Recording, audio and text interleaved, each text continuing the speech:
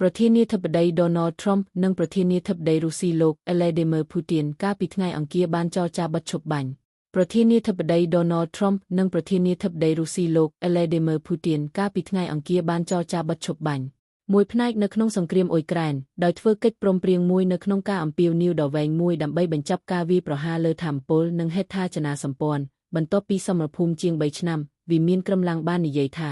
លោកពូទីនបានបញ្ជាភ្លាមឲ្យយោធាបញ្ឈប់ការវាយប្រហារលើទីតាំងថាមពលអ៊ុយក្រែន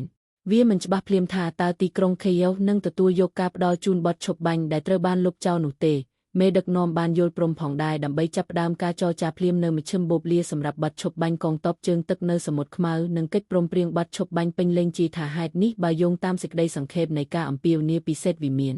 ការអំពាវនាវនេះគឺជាផ្នែកមួយនៃការភ្នាល់ខ្ពស់ដោយលោក Trump នៅដើមអាណត្តិរបស់លោកដើម្បីជាឈ្មួញកណ្ដាលកិច្ចព្រមព្រៀងសន្តិភាព Trump ក៏គ្រោងនឹងចុះហត្ថលេខាលើបទបញ្ជាប្រតិបត្តិបន្ថែមទៀតនៅថ្ងៃអង្គារ